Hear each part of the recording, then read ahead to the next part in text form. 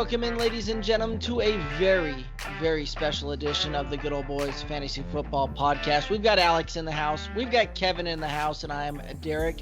Guys, we have got a draft day mock special coming at you. A couple of weeks out, we've got the draft day mock as prepared for you by the Good Old Boys. Each one of us took a pick, made that pick, and moved on from there. So, guys, the first pick on the board. How's everybody doing, by the way? Before we get into this, the way that we did this, some inside football, I guess, if you will. We set up the Google Doc, right, and then we went in there. You made your pick, and then you had to wait for the next guy to make the pick because you didn't know who was coming off the board in front of you. And it worked effectively on Saturday. This went out, Thursday night, I think. Thursday or Friday, I can't remember. It worked effectively on Saturday when we could all kind of pay attention to it. But the first couple picks were made, and then there was some lag in between the picks.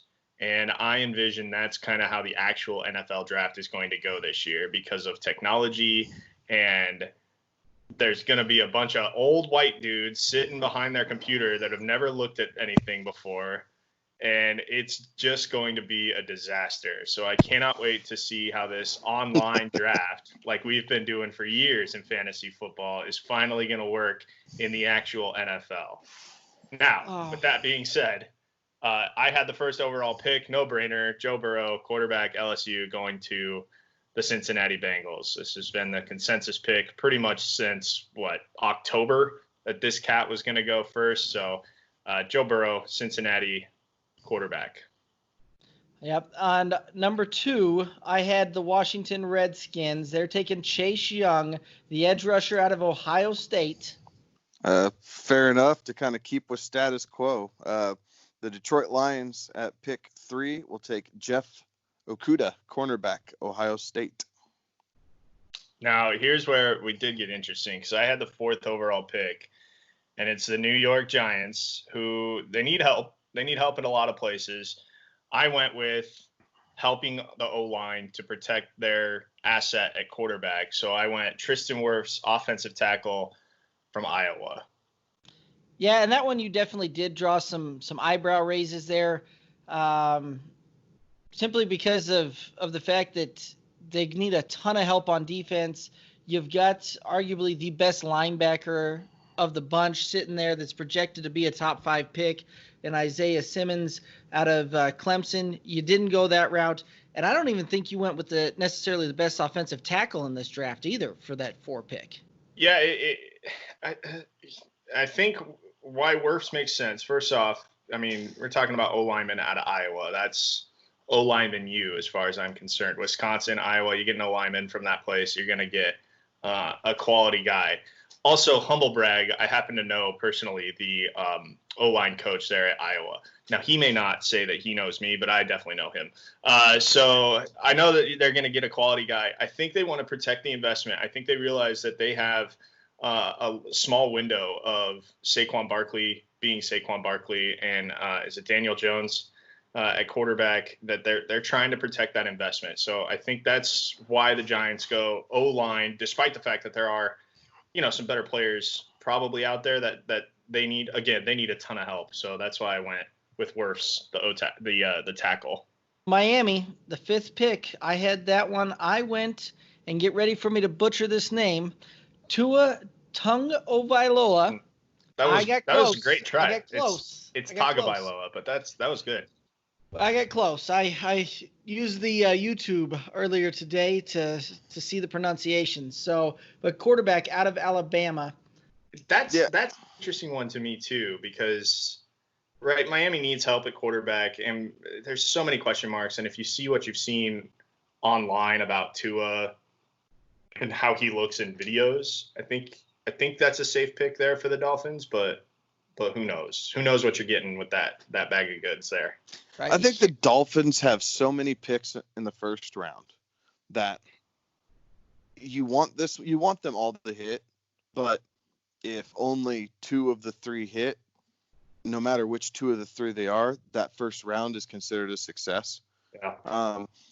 I think outside of Joe Burrow and maybe even including him, Tua has the largest name, the largest star power associated with his name out of any of the quarterbacks in this class. Joe Burrow came out of nowhere this season and, put up Star Wars numbers at LSU that led to their national championship. But Tua was the guy to begin the season that everybody kind of thought was the number one overall pick, right? It was tank for Tua. And they thought it was going to be the Dolphins and then the Bengals decided to, suck it up all year long and everything else. So I'm completely on board with this pick. I think Tua fits. I think he has the biggest name draw for that area in general. He's already familiar with the Southeast, playing in Alabama in the SEC. So I do think that there's a lot of things that just fit right in with what they're doing that aren't even part of the Dolphins' offensive philosophy.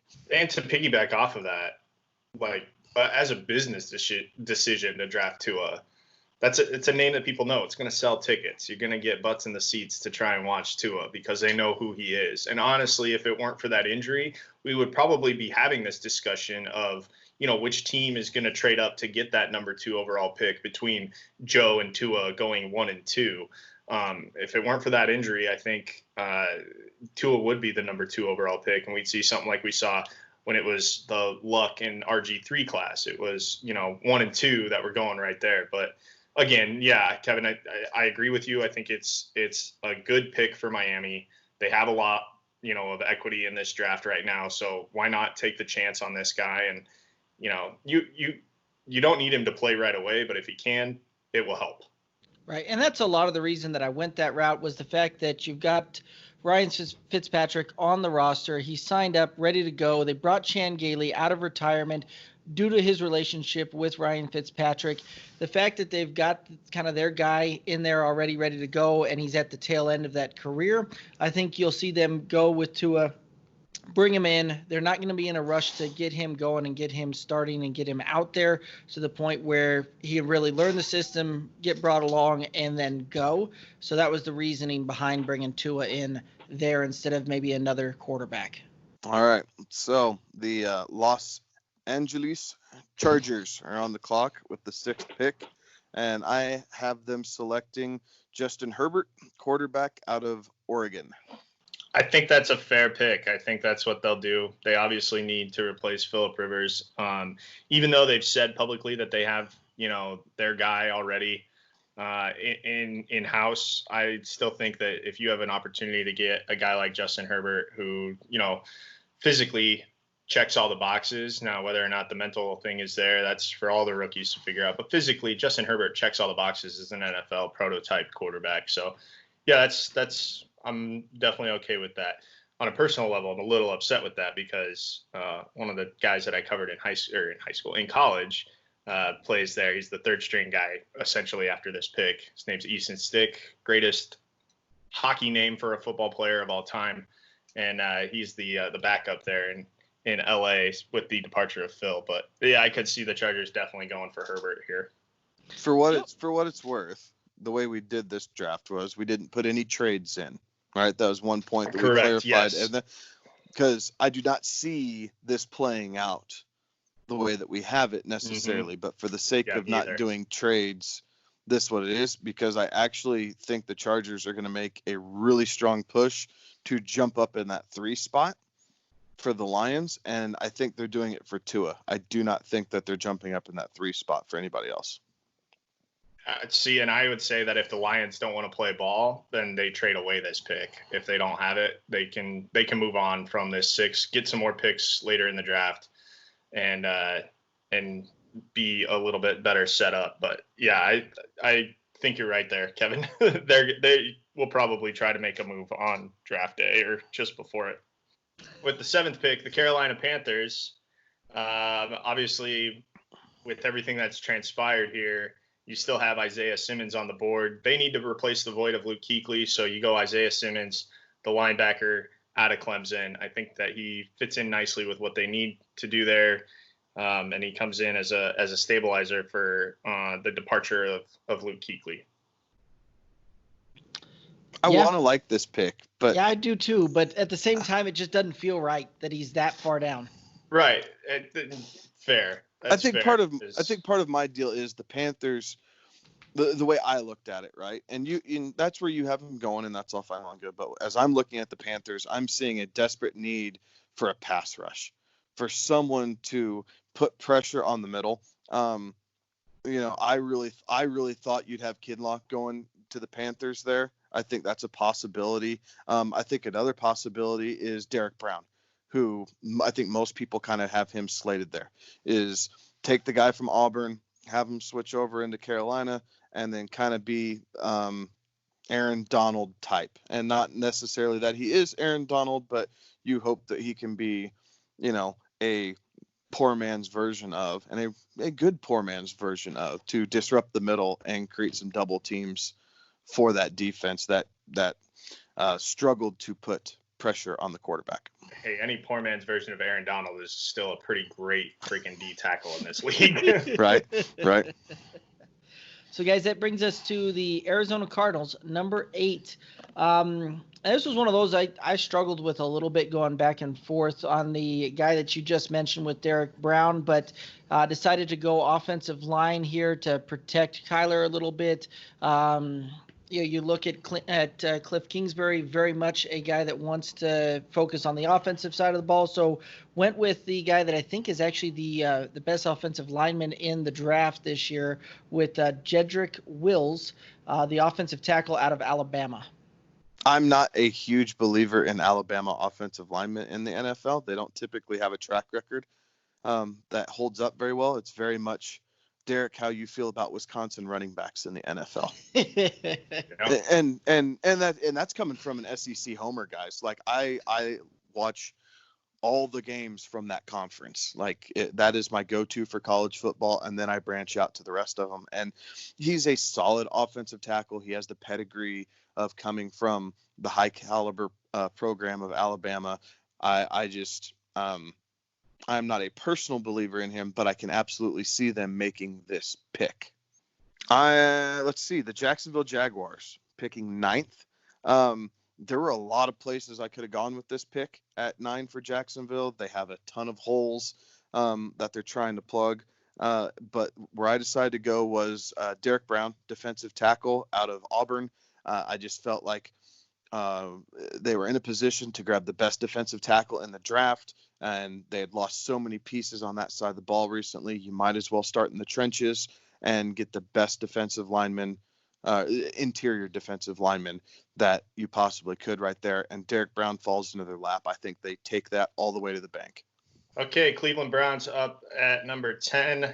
And they also need a ton of help. They've got a new offensive-minded coach who I think understands the importance of the run game.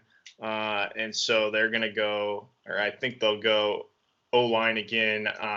Mekhi Becton, the tackle out of Louisville.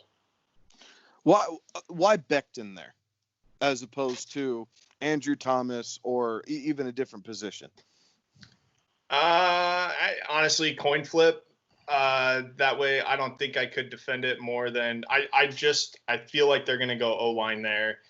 It's hard to get a read on some of these guys, not having seen, their pro day stuff and what they're doing now and how they're in shape right now, what they've done over the last 2 months since the combine.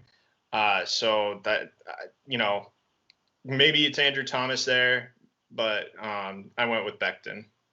It's one of those that I probably would have thought that they would have gone more of a defensive side of the ball with that pick.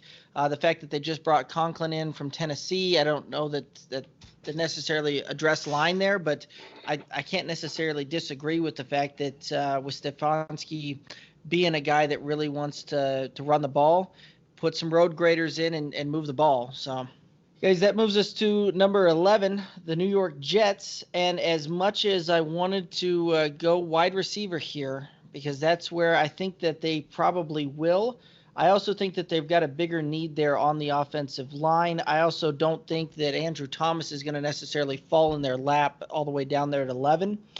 That's another guy that I think is going to be a very good offensive lineman at the next level.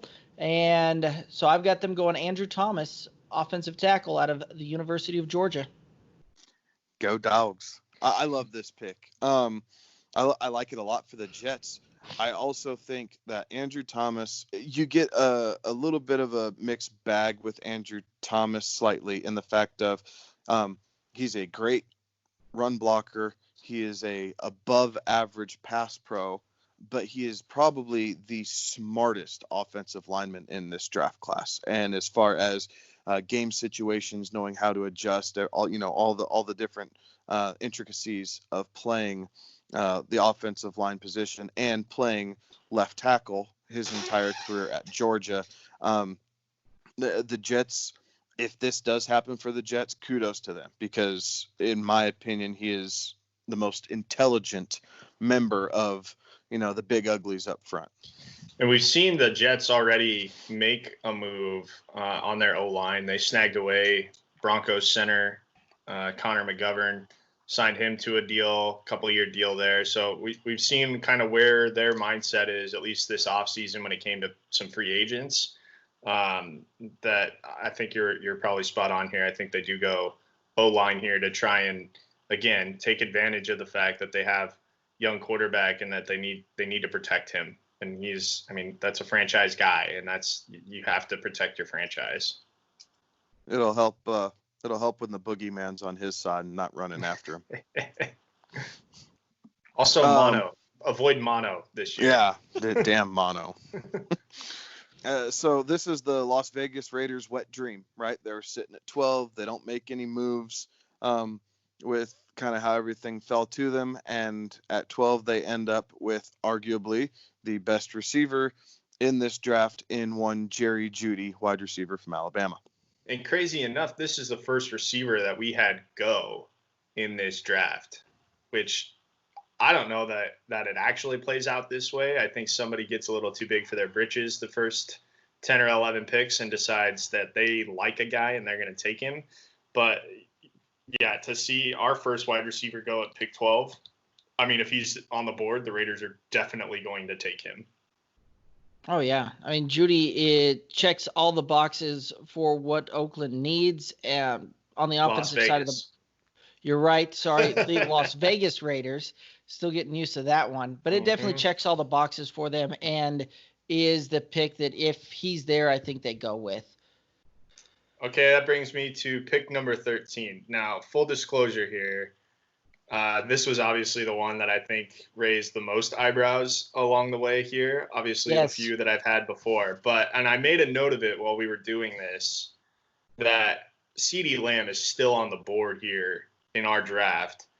And the Niners could use him. In the departure of Emmanuel Sanders, you could use a CeeDee Lamb on your roster just as another weapon for old Jimmy G. But the Niners also, to get this pick, I believe, traded away their defensive tackle, DeForest Buckner. So Armstead to the Colts.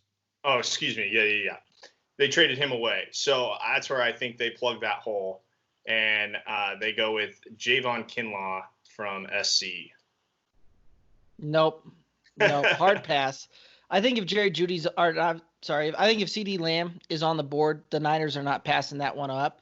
If you look at how they roll that thing, Deebo Samuel is a good receiver and he's kind of their guy, but he's a slot kind of guy and a do everything kind of receiver. And I think they could put CeeDee Lamb out there. You've now got the perimeter threat. You've got the guy that is a true number one at that level, and you can move Deebo Samuel inside, and now you've got a pure threat in your receiving game there. One other note here. I don't know that San Francisco hangs on to this pick. I think they have another pick coming up later in the first round, but I think they can afford to get some more equity out of this draft by trading this pick, trading down in the first round, getting some more picks because, as we'll talk about later, they don't have another pick in rounds 2, 3, or 4. They've got 2 firsts, and then they're picking again on Sunday. So that's where I think that, or rather Saturday, excuse me. So that's where I think that they could probably get some equity out of this pick. But if CeeDee Lamb's on the board, you're probably right. They probably go that route. I just went with the smart play, which is plug the hole, get the D tackle. This is almost it's an embarrassment of riches type thing, right? Like Right. the 49ers, They were just in the Super Bowl. yeah, they were one missed throw away from arguably being Super Bowl champions. You know, and I guess to kind of play mediator, I do see both sides of this. Alex, I see your point. Like, you just got rid of Armstead.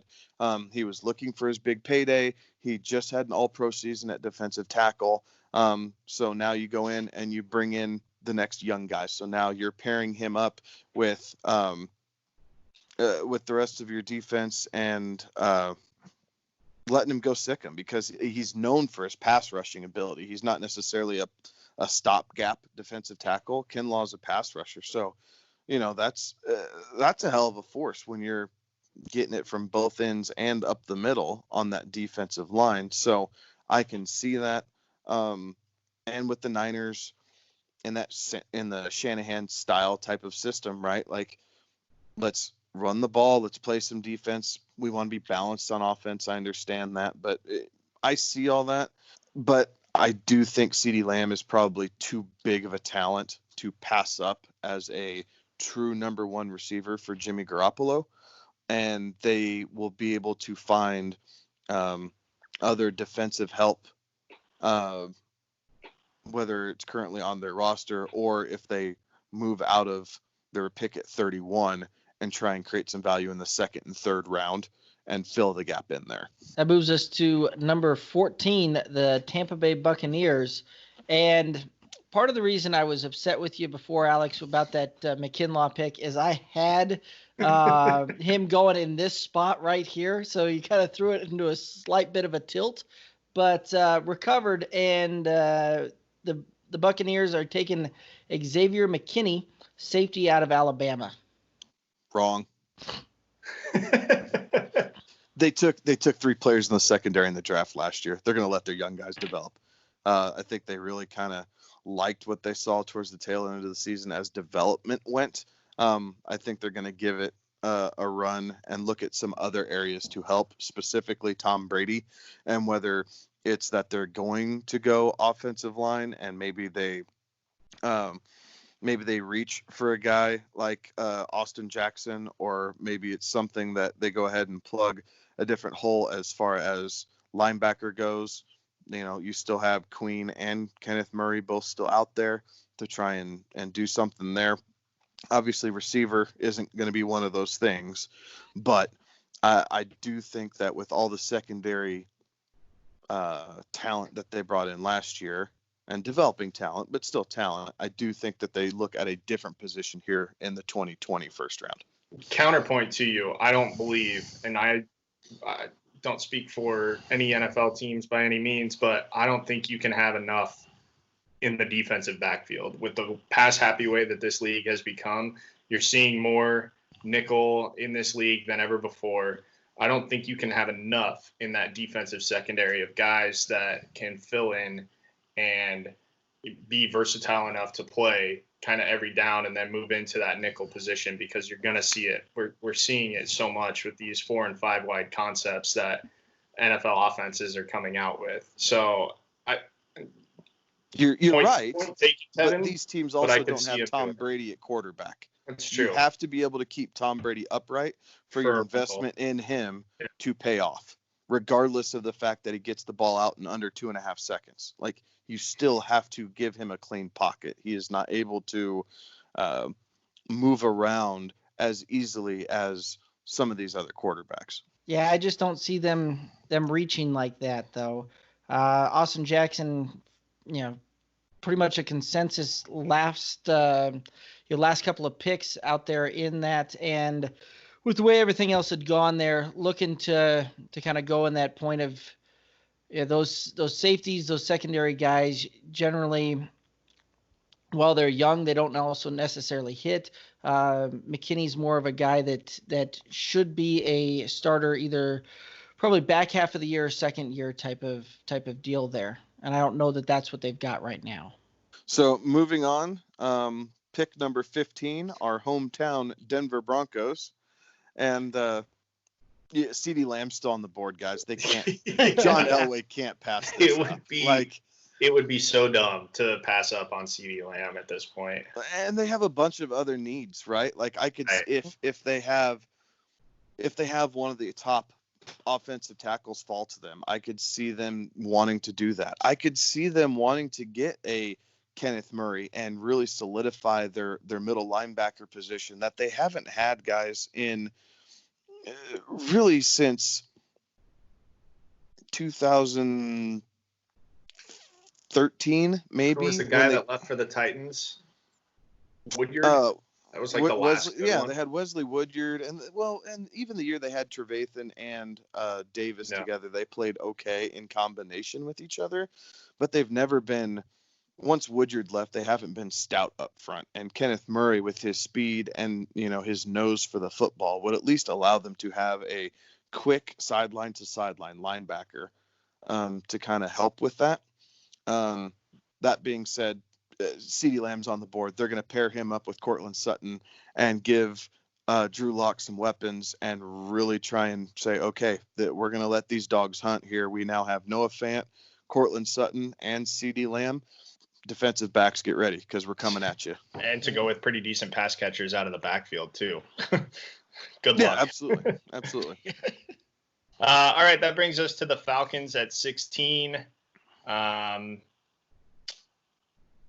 They need defensive back help. They need a lot of help in a lot of places. I went C.J. Henderson, the corner out of Florida. I think you have the position right. I would switch the player to Kristen Fulton. C.J. Henderson, from the things that I've watched, he doesn't like to tackle. And Dan Quinn, coming from that Legion of Boom in Seattle and kind of how he expects his defense to run, he does expect his cornerbacks to stick their nose in and tackle. That's kind of the big knock with Henderson, is that he makes the business decision a little bit too often. And I do think that is the personnel wise, I think is where I would differ from there. I agree with the position though. I will say this, whoever does end up going to the Falcons there, they're going to look pretty good. Those uniforms that they revealed, I know that they were kind of polarizing for some folks, but that two-tone red into the black, big fan. I like the uniforms, man. I know some people were well, that's because they're basically Georgia uniforms. Hey, man. Big fan of those new uniforms. Bigger fan of those than the Rams new, whatever they're calling a logo. Yes. Absolutely. First time I saw the Rams logo, I thought it was the new logo for the Chargers, so I'm not going to lie. Yeah, absolutely. So number 17, we have the Dallas Cowboys on the clock. I had them taking Clavon Chasen, the defensive end out of LSU. I'm okay with this. I like the pick. It definitely serves the need. A guy that we were talking about earlier is, Fulton again, Henderson. I could see them going corner. But overall, I do think they're going defensive side of the ball. I like Chasen here. It serves the need there to be able to put a little bit more pressure on the quarterback and try and shore up that defense and play everybody in towards Jalen Smith and Van Der Esch. On the clock at 18.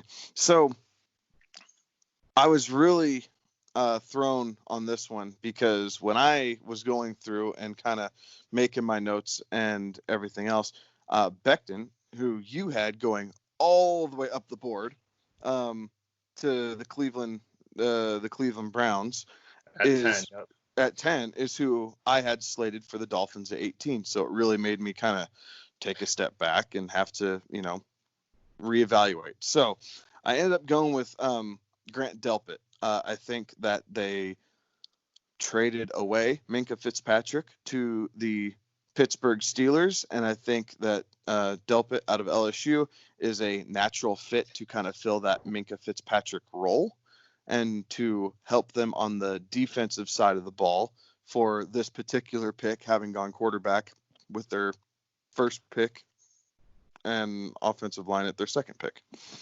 I'm going to move on. Number 19, the Raiders on the clock again.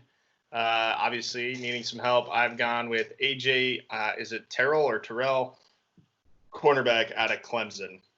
Yeah, I don't really have a problem with that pick. I think that one's probably going to be something that you could actually see there. I think they're going to spend the second pick that they've got there to address some defensive needs, and that definitely fits the bill there. Because the other things that they would need are defensive linemen. They might go linebacker there. Maybe, you've still got guys like Queen and Murray. Thank you. Kenneth Murray's still on the board. So that would be the only other thought that I'd have there is them maybe going linebacker there. I could see them doing that. But that puts the Jacksonville Jaguars on the board with pick 20. And with this one, we went with Trayvon Diggs, the cornerback out of Alabama. I like this pick for Jacksonville. It's, again, defensive help. Obviously, you got rid of Jalen Ramsey last year. Ramsey, that's right. Excuse me. Jalen Ramsey last year on top of other guys who have left the defense. So now you're replenishing, right? So you end up getting Derek Brown. Now you're getting Trayvon Diggs. It saves the embarrassment of the Vikings having to draft him after just trading away Stephon. So I like this pick all the way around. It may not be as good for the media narrative as it could have been if Diggs would have gone to Minnesota, but it makes sense for Jacksonville here. So moving on to pick 21, the Philadelphia Eagles have a hole here at receiver who a desperate need for a receiver for Carson. They do. It's a desperate need. And they are going to use one Henry Ruggs out of Alabama to fill this slot. I had this going a little different, and we kind of went through and reevaluated some things here. But if Ruggs falls that far, I really like this pick for the Eagles, guys. I know a lot of people say that Arcega-Whiteside was a freaking bust already, and he's only 1 year in. I like the combination of the two of them, though, because Ruggs is a guy who can take the top off the defense. He can high point the ball. He can run in the slot. He can run outside. He does a little bit of everything. And Arcega-Whiteside is that big-bodied, stick-moving type receiver. So I like the combination that this could lead to for Philadelphia. And Ruggs really allows them to have that guy that they thought Deshaun Jackson was going to be for him this past year. But the difference is Deshaun Jackson was a guy that wouldn't go over the middle. Ruggs is a guy that will go across the middle to catch the ball if he has to.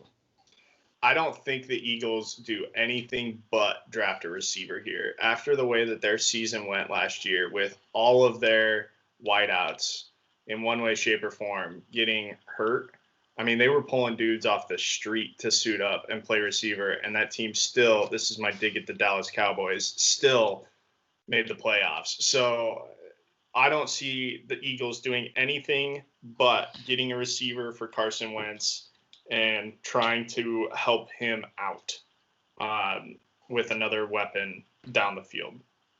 It'll be good for the 10 games Wentz plays in. It will be. I'll give him 12 this year. Let's move on. Minnesota Vikings at 22. Okay, again, I cover the Vikings. I have an inordinate amount of knowledge about their workings. They just traded away Stephon Diggs. So I think they fill that void here. They go receiver, even though they're picking a few picks down. Again, they go receiver here. They go Justin Jefferson, the wideout from LSU. Now, I say that because we know that they like to pick receivers early, and they don't work out. So I totally expect this to be a bust for them. Not an indictment on Justin Jefferson, but an indictment on the evaluation of the Minnesota Vikings. The only reason I don't like the pick is because I wanted Jefferson to go to the Saints. Is in my perfect scenario how that would work out. But for where you have it, I think it makes sense. He's a guy who plays outside, so that way Thielen can stay in the slot, and then they can have Sharp, who they just picked up from Tennessee, kind of play the other outside and run through there. Chad Beebe's there, all that cast of characters. Yeah, they got so I get the pick. I'm okay with this. Yeah, but I still think they need to replace Stephon Diggs. That's why you traded him away for a first round pick. You gotta make good on your trade. New England Patriots pick 23 went with AJ Epinesa there, defensive end out of Iowa, and that was one that I went back and forth a few different ways there. Could have gone linebacker, but I do think that first round pick is going to be addressing the defense. I like the pick a lot. I think Bill Belichick is going to go back to his honey hole in what he knows most, what he is most comfortable with, and that is drafting defense and building this team to be completely defensively sound, right? To help overcome any deficiencies you have at the quarterback position, whether it is Stidham, whether it is Hoyer, or whether it is another quarterback that they draft later on this season, or excuse me, in this draft. So I like this pick. He helps provide a little bit of pressure there from the outside. He's good coming off the edge. He's a better Vanoy, right? When he's better than that coming out of college. Like, so he gives them some prowess there on the defensive side of the ball that Bill Belichick will greatly appreciate. And let's be real, Bill Belichick with Tom Brady gone will be perfectly fine winning games 10-7, 13-6. He will be fine with ugly football that gets W's because he is on a mission this year, just like TB12 will be on a mission down in Tampa. So following that up, the New Orleans Saints at 24, as I kind of alluded to earlier, I was really hoping Jefferson would fall to them at 24. I bounced around with this pick a lot because at first I had them slated for Ross Blacklock, the defensive tackle out of TCU. And I feel like that makes a lot of sense.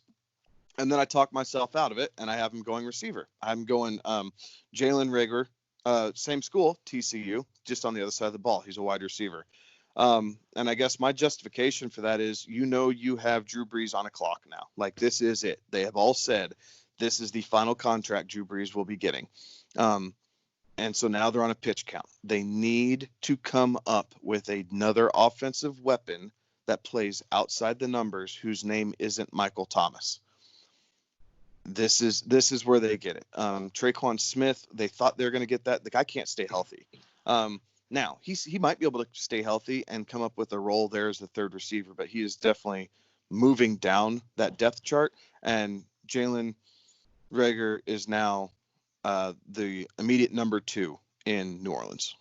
All right, moving on. 25, the Minnesota Vikings. And again, this is based on their track record of drafting of Mike Zimmer, just falling in love and convincing Rick Spielman to draft cornerbacks in the first round.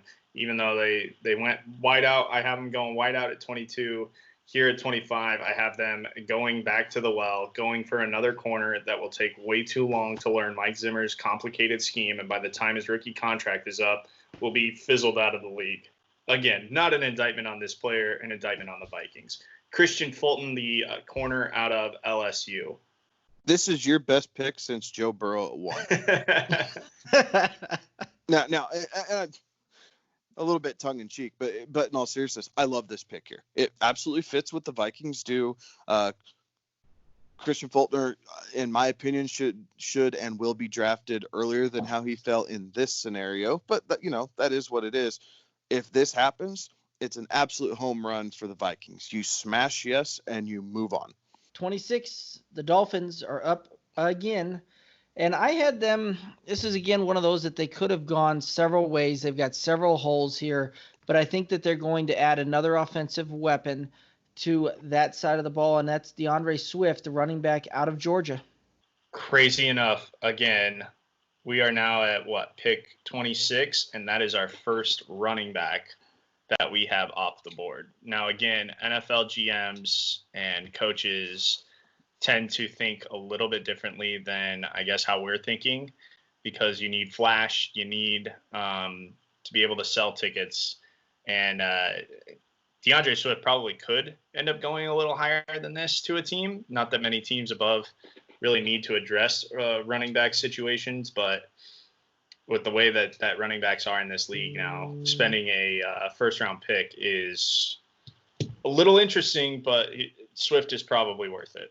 I see why they could do this. I don't see them doing this, and Swift is my boy. I do think I think the Dolphins look to address another need. I think maybe this is spot Austin Jackson. Maybe they go offensive line here. Maybe they look to fill a different type hole. I think that with where they're drafting in the second round, guys, they're comfortable with the J.K. Dobbins. They're comfortable with the DeAndre Swift. I think both those guys there at the top of the second round, and the Dolphins could get that.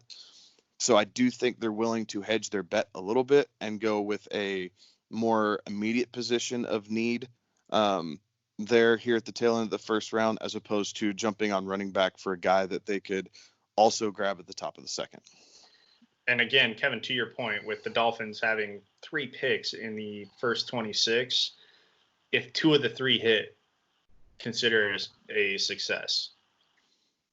Yeah, I like, and if this happens, I do like it. So I like obviously what Swift brings to the table. He has the best vision out of any running back in this class. He's a touch slower than what Taylor showed at the combine.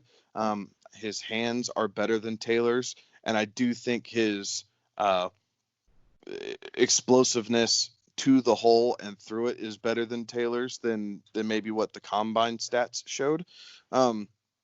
But I can see this. I can see this happening. It's not improbable that they do this. So, well, and it was one of those two that, looking at it, you're right. They probably could go Austin Jackson there. I think they've already filled in the need of safety based on what Alex picked for them a few earlier. So maybe an edge rusher, but there's really not a lot of depth there. They've already addressed quarterback. And if you look at running back right now, it's Jordan Howard, and that's about it. Because you got Jordan Howard, and then the show that was Kalen Baggage and Patrick Lard on the running back core. No, it's Lard. Did you see him run? It's very Peyton Hillis-esque. Anyway, you look at those things. I think that Swift here allows for a change of pace. Jordan Howard, definitely a guy that can get down there, be a goal line type of back, but Swift allows you to have a little bit of change of pace, has a guy that can get out there, do receiving work as a running back, but not only that, allows you to set up and grow towards the future there as well. Absolutely. And one more reason I liked your Swift pick is because it made it easy for me in picking for the Seattle Seahawks at 27. Who are in desperate need of some pass rush. And so they go to one Yair Gross-Matos, I believe is how that is, the defensive end out of Penn State. He's another edge rusher. He's obviously a seasoned guy who fits the bill, right? He's played in a big-time conference, played in big-time games, and was able to produce. He kind of can step right in to fill the roles of what a Michael Bennett type was doing for them. So I do think that Pete Carroll will jump all over this. Okay, of all the picks that we had to make, this was the one that I struggled with the most. The Baltimore Ravens at 28. I think you got it wrong. Just throwing that out there. I probably did. Get the dump button ready. Yeah, in terms of where I went, I don't even know. Again, I don't know what the Ravens' immediate needs are. They were a good team that fell short, and I'm not sure you can point to one area of need that is entirely dire for them. So I went with what I think is a crazy pick here, and honestly, I'm not entirely sold on it myself. But I went Laviska Shenault, the wide receiver out of Colorado. High upside. Again, this dude was hurt a lot in college, but if he hits and stays healthy, I think he's a home run for whoever gets him. But yeah, this one was tough for me. And while I went with Shenault, I probably am extremely wrong with where the Ravens are going. I have no idea really what they need to address first, but that's where I went with. No, I hear you, and I'll give the counterpoint as to why I could see them potentially doing this. I don't think it's going to. I think they'll go a different guy if they go receiver here. But the reason I see them potentially going that route is because they have the foresight to look at an offensive player and not just go, can he fit a need? Can he fit the system? Can he do that? They have a way to build guys into the system that they're wanting to run and make them better. And Shenault is a guy that is a multi-positional type of guy, right? Like, this is a guy that could potentially play running back. I don't think that that's going to happen, but definitely fits the bill from a wide receiver as with the athleticism as well. I don't necessarily like the hands that he's got there. I think there's some other options there that make more sense, but I think that they probably go defense on this one. They've got the need at linebacker. You've got the two best linebackers in this draft still on the board with two of the top three linebackers on the board there with both with Murray and Queen out there. And those would fill in an immediate need for them. And if they go wide receiver, I would look at them potentially going with a much bigger bodied receiver, like a guy maybe Pittman out of USC, a 6'4" kind of guy to be a complement to play off of old Hollywood Brown there. And so now you've got a little bit of that guy that can play outside the numbers and be a 50-50 guy with Hollywood Brown being the burner. I don't think John Harbaugh goes anywhere but defense with this pick, just based off of how that structure is. Now, Ozzie Newsome isn't there anymore, right? Like, he has turned the reins over.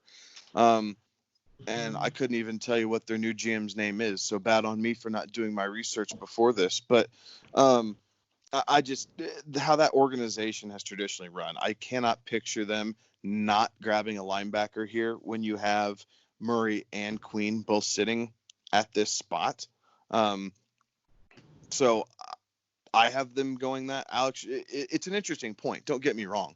Like, to do this, to kind of pair up with Lamar Jackson, I actually think Shenault makes more sense than a Pittman for this, because with Lamar Jackson, you want someone who can run the scramble drill, right? It's why Doug Baldwin and Tyler Lockett did so well for Russ Wilson when they were paired up together. You want someone who can break off a route and get open. It's not necessarily all 50-50 balls and big bodied. Now, they need that, in my opinion, to help give some diversity to this zone stretch RPO style offense.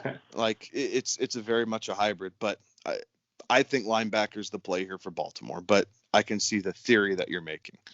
So that then leads us to the Tennessee Titans, pick 29, and I had them sticking with their kind of their identity of running the ball. They lost Conklin on the offensive line to Cleveland over the offseason as a free agent. He signed away. So I had them making a pick for offensive tackle, Austin Jackson out of USC. I'm okay with this. The Pac-12 is the conference that I dive the least amount into because I don't like watching Pac-12 football. I think it's on at midnight. Well, I don't even mind the time because I'm up during when those games are on. It's just not it's not entertaining football to me. Like it looks like the, redheaded stepchild of football after watching, the Big Ten, the SEC, and those guys play, even the top end of the Pac-12 play for different reasons. The Pac-12 it doesn't light my fire to watch necessarily. So I get it. It plugs the need and it makes sense based off of, kind of what's left on the board here for the first round. The Green Bay Packers are picking at 30. And I don't know that they're actually going to do this, but I just couldn't imagine this guy not being drafted in the first round. So I had to put his name out there. Now, the Packers just signed one of them. But that being said, this Matt LaFleur type offense and team that he wants to run, I think you're going to see a more defensive minded approach going forward. So I have them taking Kenneth Murray out of Oklahoma to fill another linebacker role for them, a guy who can get sideline to sideline, a guy who can cover tight ends. He's not afraid to stick his nose in and tackle anything that's coming his way. And he does fill a void to where I believe he'll be able to jump in immediately and play for the Green Bay Packers.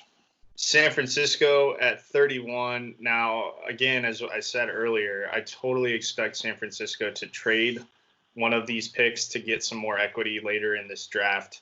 If they don't, and it holds true to form, then they're picking here, and then they're not picking again until the 5th round. So I could definitely see them trading out of this spot, getting some more 2nd, 3rd, 4th round options.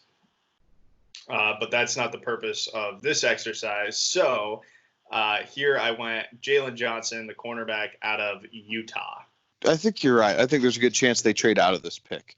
And I think it's going to be just as much that they want out of it as a team will fall in love with a quarterback or something crazy like that to jump up and grab a quarterback at the tail end of the first, a la what the Ravens did for Lamar Jackson, something to get that 5th-year option, because that is something that these teams covet on a guy that they're prospecting. So especially on quarterbacks. Yeah, absolutely. So I completely agree. I don't know that San Francisco actually holds this pick.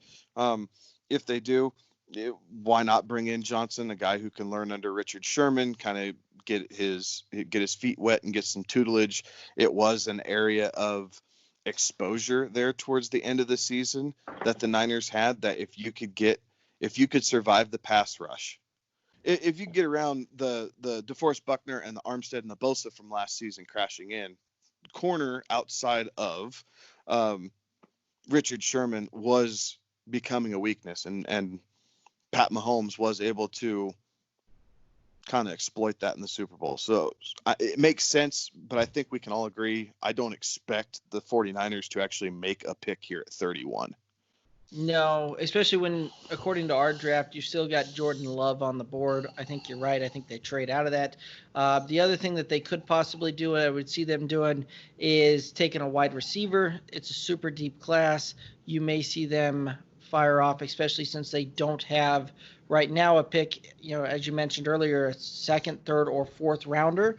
And they've got a wide receiver need there. I could see them potentially pulling the trigger on one of those guys if they make that pick there. Again, and that's, based on the fact that we're saying that they didn't take CeeDee Lamb when he was still on the board earlier in this draft. And that wouldn't be too bad for them, right? They get Kinlaw, right, to replace Armstead there, and they can still fall back, and they have a guy like T. Higgins that they can get at 31. Now, I lost a lot of infatuation with T. Higgins in the semifinals and the national championship game because the guy disappeared. And that scared me. Because he started going up against NFL talent. You're not playing, Pitt and Louisville and Syracuse and NC State and kind of the, slappies that the ACC has to roll out there outside of what Clemson is. So he went up against, Ohio State and LSU, and the guy disappeared. Right. So that scares me a little bit with T. Higgins, and I'm fading him a lot in fantasy because of that. Now that's a personal preference, but that's kind of my justification behind it. All right, so we're at the end here. We are now at pick 32, and the Super Bowl champion Kansas City Chiefs are on the clock. Gross. Right, wrong, and different, man. It is, but they got it. So, couple different positions that they could have gone here. Damon Arnett out of Ohio State. I did originally, when I was doing kind of our own personal ones out and making our notes, this is the guy I had slated for this slot for our entire time picking, until I realized that Patrick Queen is still on the board. And because Patrick Queen was still on the board, I did flip the pick, and they moved away from corner and went with Patrick Queen, the linebacker out of LSU, to immediately step in and become that 3-down linebacker for the Kansas City Chiefs.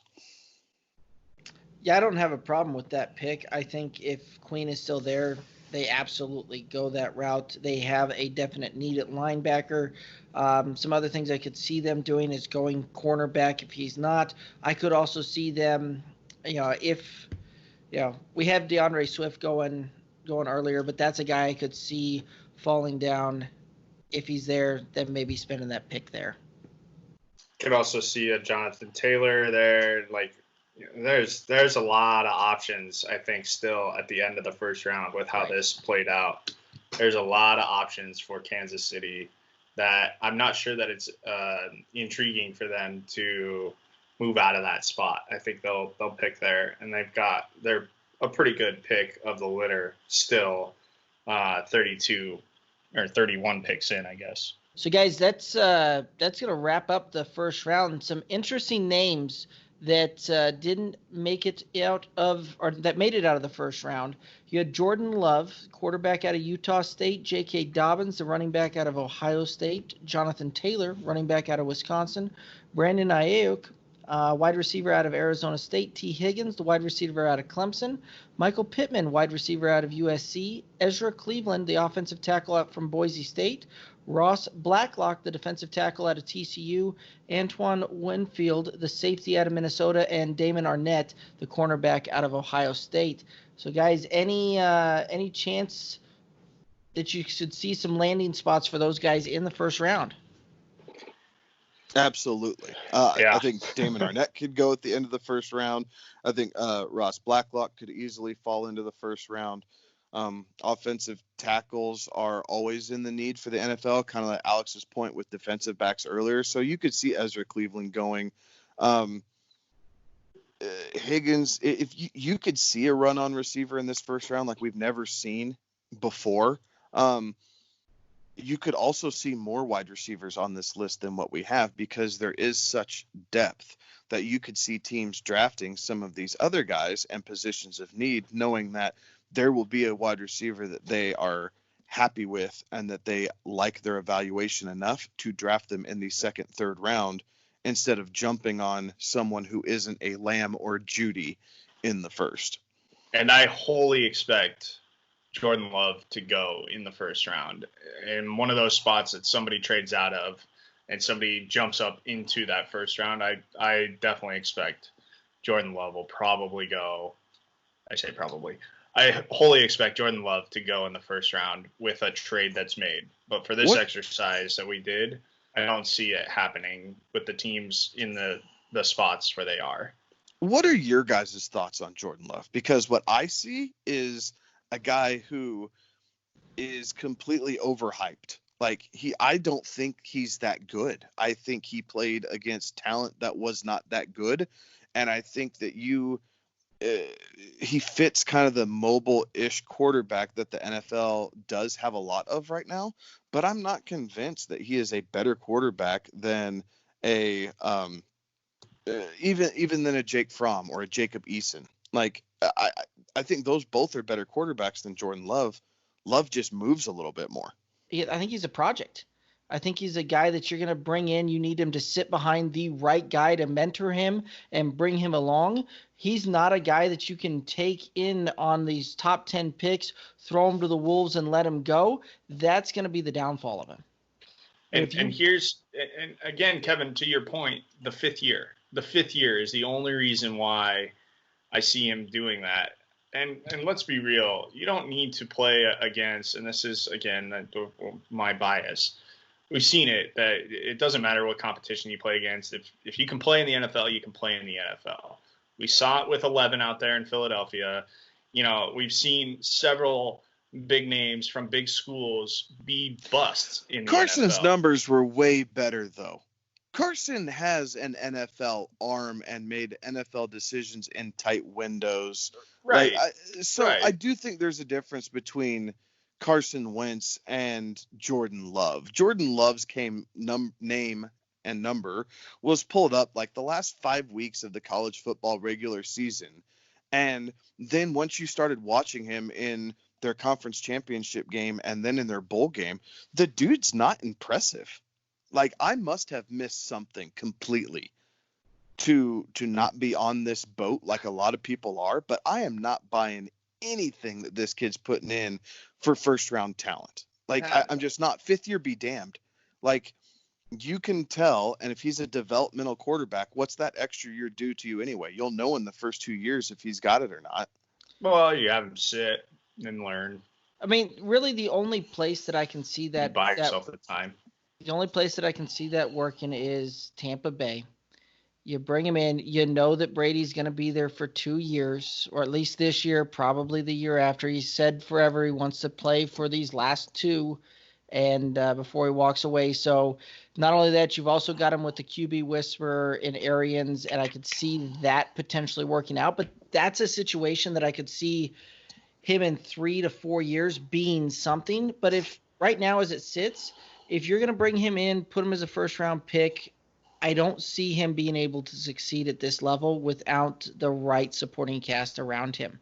Not like he's being hyped. I think you guys are totally underestimating GM's infatuation with trying to find their guy. And I think there'll be a GM out there that will try to find their guy. And they hope, and they put on these rose-colored glasses when they're making evaluations.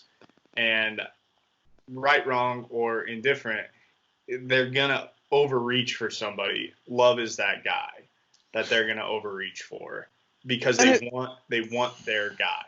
If that's a GM thing, then that's fine. They obviously know more than we do, and that's why they're being paid millions of dollars to run these franchises, with the exception of Bill O'Brien. He's a fucking idiot.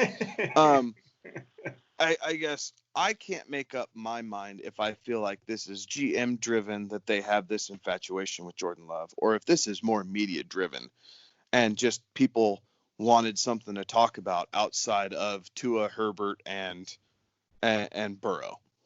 Right. Well, and part of that is it makes good conversation out there, right? From the standpoint that if you've got 4 guys in the mix that you're talking about, far more interesting than really the 2, maybe 3 that it most likely is. But according to NFL.com, these are the teams that have an immediate need for quarterback. I'll rattle them off. You guys tell me if you think they're spending the pick on Jordan Love. The Bengals, the Dolphins, the Chargers, the Jaguars, the Buccaneers, and the Saints are the teams right now that the NFL.com has listed as a quarterback as one of the top 5 needs for the team entering the draft. They don't have the Patriots on there, huh? They're drinking not. The Kool-Aid that. I'm sorry, Stidham's the Patriots. the I missed it. The Patriots are also on the list too. So what is that? 6 teams? I don't think so. I firmly believe that the New England Patriots will draft Jake Fromm in the 3rd round. I've been saying this for almost 3 months now. I firmly believe that, and I think the fact that Fromm's combine didn't go as well as some people thought it would, and kind of devalued some of that, I think that falls right into New England's hand. They are going to go defense in the 1st round. They're going to build it around, and then they will take Jake Fromm in the 3rd. The Saints, why put a 1st round tender on Taysom if you're that quarterback needy? Yeah. Like, I don't agree with that being on the trades, list. And Peyton likes him, that Sean Payton likes him, but I wouldn't call them quarterback needy just yet. I think this season will tell us a lot how they choose to use Taysom Hill, and if him and Drew Brees do split more carries. But at the moment, I mean, there's wide receivers in the NFL who have thrown more passes than Taysom Hill. So, I don't agree with the Saints being on that list, but I could see a team like the Jaguars who, I mean, they could take a flyer. I know they're probably set on having Gardner Minshew, but you could see a Jacksonville team maybe overreach there. But I wholly expect somebody to make a boneheaded move and trade up and take him. Whether it's the right call or not, I wholly expect it to happen. No, I get you.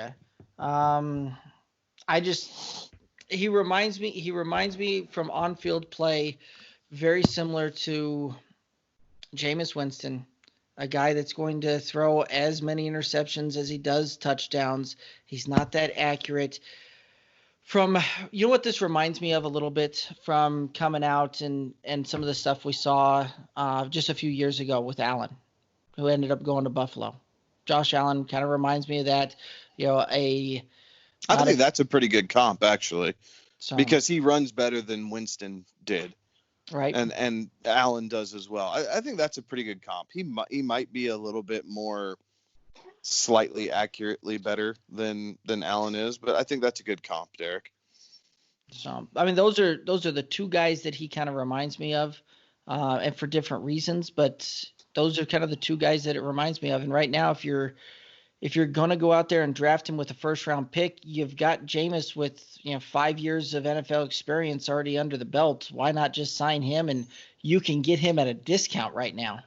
Yeah, you can get him at a discount, but it's still going to be more expensive than a rookie contract. It ain't rookie contract discount. That's the true thing. That is fair. Hey, Cam Newton's still out there looking for a job too, but again, you're not going to find him for a rookie contract. Cam Newton's getting hungry. You follow his Twitter feed. Newton's getting hungry. He's going to take a dirt shit deal here in a minute to go play football. Yeah, his ego cannot handle the fact that he is not on an NFL roster right now. This is the first time in a long time that the NFL has more truly viable options at quarterback than it has teams. Yeah. This is very interesting. Very interesting. You're also basing great that, dialogue. Right. And you're also basing that on some of these NFL teams are married to decisions that they've made for now. So timing is a bad deal for some of these guys, but you're right. There are established quarterbacks that are looking for jobs right now that it's kind of funny to see, there's going to be a head scratcher and there'll be some fan bases that say, why the hell do we have this guy starting when there's a Cam Newton still floating around on this team or floating around out there? Why haven't we kicked the tires on that? I think you're going to see some fan bases revolt. And I don't think it'll be interesting to see how this all shakes out with a Cam or a Jameis and some of these dudes that, they might have a very short leash of a couple weeks and then could see a Cam Newton or Jameis Winston get signed in the middle of a week and hope to God that he comes in and can right the ship for some of these head coaches that are hopefully trying to avoid being fired. At the 2018, the beginning of the 2018 season, if I tell you that Andy Dalton will still be on an NFL roster while Jameis Winston and Cam Newton are both looking for jobs, you would tell me that I need to go see the damn loony doctor. Like, there's no freaking way that Nick Foles and Mitch Trubisky are fighting for a starting role for the Chicago freaking Bears while Cam Newton and Jameis Winston are without jobs. Tyrod Taylor is now, for the time being, a starter in the NFL while Cam Newton and Jameis Winston are now, this completely contradicts what I said 2 minutes ago about the NFL having more quarterbacks than teams at the moment, but I get some of this, like some of it's a personality thing and some of it's a scheme thing, but I don't give a damn how many ways you skin it. If money is a deterrent, right? It's a hard cap league, so that does have something to deal with it.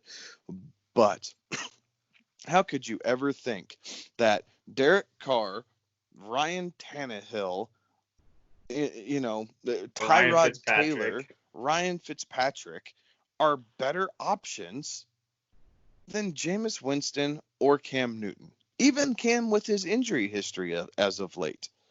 I just don't. I can't swallow that. I don't believe that. Guys, you got anything else for the listeners?